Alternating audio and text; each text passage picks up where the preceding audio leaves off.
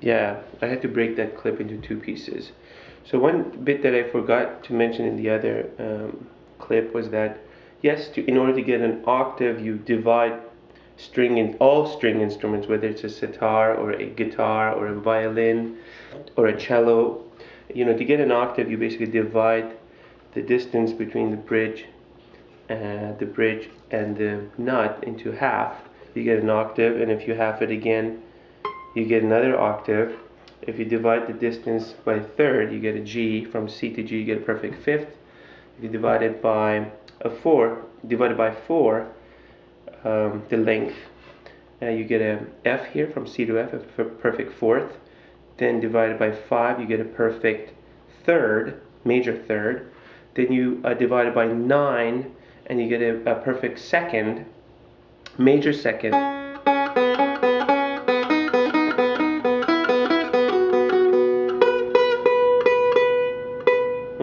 Okay. And then if you divide it by 13, you get that Persian note, the blue note, the koron. You know, it's almost 3/4 of a whole tone. It's exactly 100, about 140 cents. It's not 150 cents. It's 140 cents.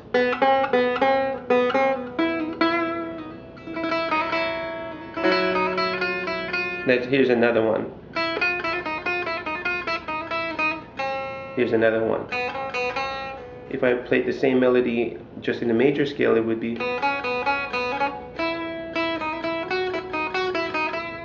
So let's make that one a koron. So we make it.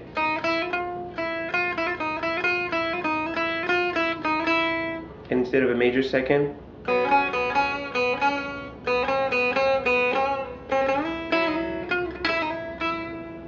So that's the most common tuning for the sitar, C, G, C, C.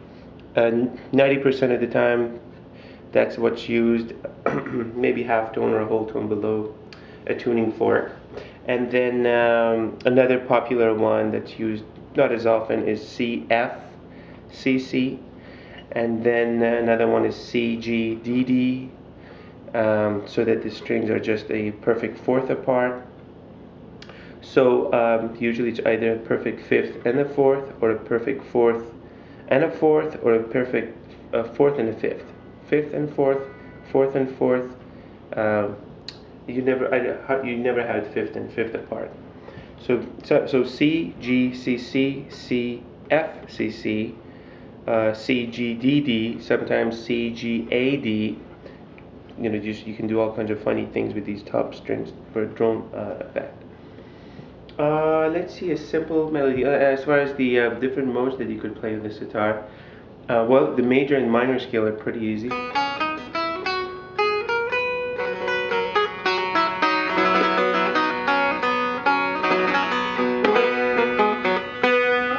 But I think you could pretty much, this one scale that I'm going to cook up covers a lot of things in Persian music.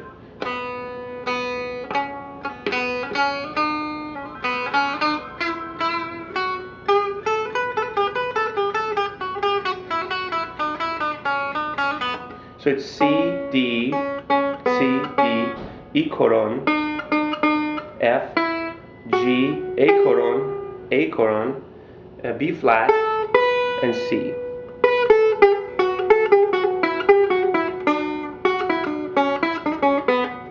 If you're, for example, Sega pretty much revolves around the E koron. E koron is E minus 60 cents.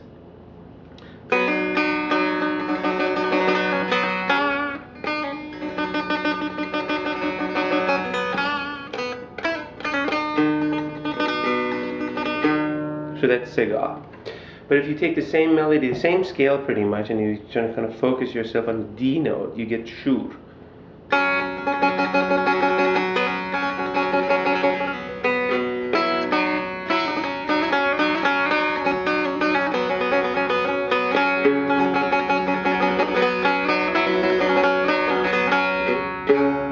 Now on a reed instrument, on wind instruments, and more monophonic instruments, that makes a lot more sense. You could use the same scale, but on the sitar, because of the drone strings, people prefer to play this on a different note, like on a G.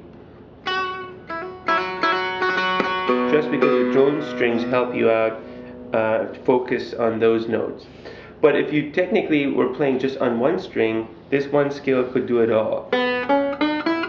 Like Sega is here, Bayotetorque would be here, Bayotetorque.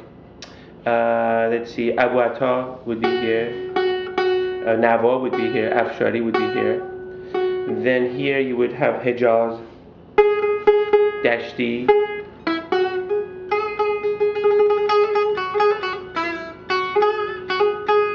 Nava.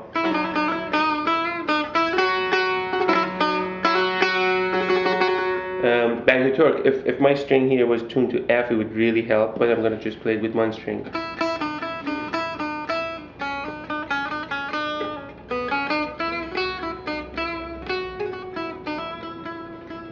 So back to torque is here, Segah is here. What is here? That's Shur. And then we just go up, dash D. I'm not sure if there's anything on this note.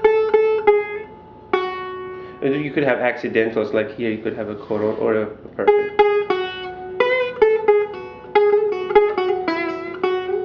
And so we'll continue in a different clip, and I hope you learned something from this clip. Okay, bye-bye.